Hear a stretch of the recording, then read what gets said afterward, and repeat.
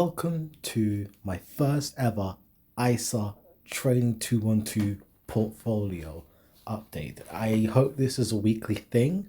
And if you're watching, thank you for watching. But let's not stop with the stuff. Get into the thing. So as you can see, the value of my portfolio is currently £18,611 and 67 pence.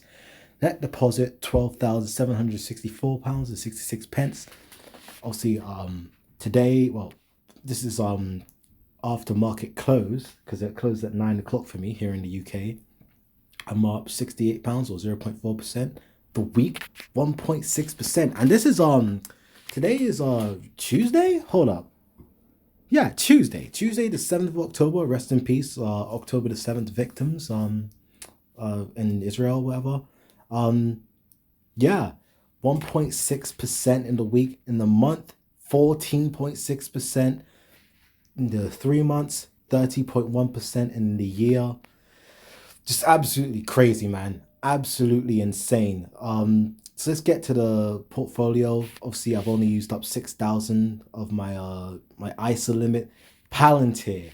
This one, I kind of FOMO'd into it, low key. I wish I got into it at first at $20. That's when I first became aware of it. But I did FOMO into it at $27, and then I sold. Fuck. My friend. Ignore that. I'm gonna keep that in there. Screw it. I then sold out of it when it hit I think when it dropped. I don't remember what. No, I think it was like Q3, Q4 or something when it dropped from 120 back down to 100. I got too scared and I sold out of it. But I bought back into it, then I sold out of it again. And I think because this is my first year ever trading stocks, I think I can stomach Palantir dropping like crazy again. And I'll try my best. I'm not gonna hold. So as you can see, 64 shares. Obviously no stock split, so that's all I have. £2,000, £2,988 in gains, which is very delicious. Yeah, this I don't really have much to say about this. I did do a bit more research into the company, and I do like the fundamentals, and I do like one of the things that keeps me in the company is how sticky their contracts are. They, to my knowledge, have not lost a contract, so that's a very, very good from some company standpoint. Grab, this company is the one that inspired me to do this video today. I got £1,000 in gains, but it's dropped down to 813. I think it was when it hit what was it? I think it was this one. It was 654. That's when I hit that. I was so gassed. You have no idea. I was so happy. Because I was really raced against the clock to get 1,000 shares. I have 1,000 shares now, or 1,005 shares, because I've been to Southeast Asia. I've seen the market. I feel like I understand the market to a certain extent, and I feel like this company is one that's not only does it have 70% of market share in Southeast Asia when it comes to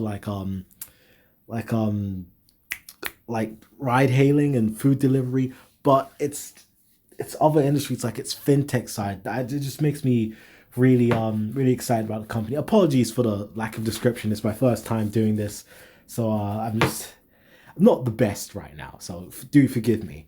I first bought into this company at $4.50, but I've been adding to it, so now it's my average price is $5.21. Really good stuff. I want to keep on adding to it. I've been selling stuff on Vinted. I've been doing what's it called? I've been doing what's the name? Hold, give me a moment. I've been doing surveys, paid surveys, and whenever I get the money, I just want to add to this. But when I get paid, I don't want to add to this anymore, actually, because I have 1,000 shares right now. What I really want to add to is companies like Google and Amazon. But this one, Google, this company, this is the kind of company where, and not even just Google, the companies I invest in, with the exception of Palantir and maybe ASML, so basically Google, Amazon, and Grab, these are companies that I feel like I don't have to think as to why I should invest in it. I interact with the product so much that it's just such an obvious investment. I don't even need to look at the fundamentals. And Google's one of them. I remember growing up when I was like 12 years old in secondary school, and we would be looking at like the different search engines because Bing was the default search engine. And we was thinking about how crap Bing was compared to Google. And then we would think of like a question, like an answer. We knew the answer to the question. So we would search up on Bing and it would take so long to find the answer. But when we use Google, straight away pretty much. So, and I know it's not just us. Everyone else was having this issue with Bing and they would just default to Google because it's just the best search engine. Not just with how easy it is to find things, but its UI. It's just such a beautiful company. And not to mention it has YouTube, it has Google Cloud, it has so many avenues for revenue. It's such a good company. So let me show you, up 42%, average price of 167. I was buying at the lows, like in like when it hit $139 during the Trump tariff stuff. And yeah, it's just gone up. I really want to get to 20 shares by the end of the year. I hope to, God willing, get to the end of get 20 shares. So yeah, obviously no stock splits. I'm just been in this doing this for a year. This is the FX impact. I forgot to show you this actually. So I think I started investing in this when it was like 130, 134. So if the value of the dollar does go up, then it's gonna be look very delicious for me, of course. Of course. Yeah, I think you guys already know that. I don't really need to why I need to show. Let me show you the FX impact for this one. So I'm in the green on this. So the more the stock goes up, the better it's for FX impact. And then if the value of the dollar or the pound the value of the dollar goes up or the value of the pound goes down, even better for me because increase my returns. But okay, this is the FX impact for Palantir. Wow, it's even in the green too. Actually, what's the 134? Okay, not complaining. And now for Amazon. Amazon, same thing. I use Amazon. They like obviously there are fulfillment centers there. Like who are they competing with? eBay, like Shopify, like they'll be having like if you want anything, you just buy it on Amazon. You don't have to look at the seller history. You just know it's gonna come to your house and a good assumption that it's gonna be high quality. Amazon, another obvious investment. Been flat, pretty much. I was like up 100 quid on this, but yeah, I mean, I'm still want to add to it because I do believe in the company, and I think what was it? The CEO Andy Jassy said he wants to get into, you know, Well, basically, he wants to like,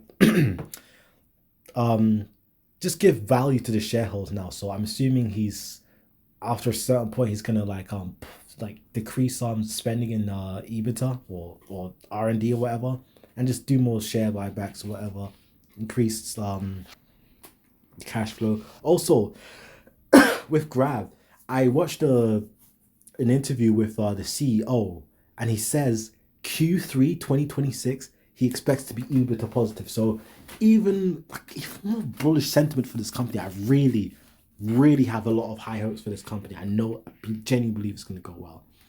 And last but not least, ASML. This is just an honorary European investment. I don't have a lot of money. I'm not working with a lot of money, so I want to consolidate my investments as much as possible.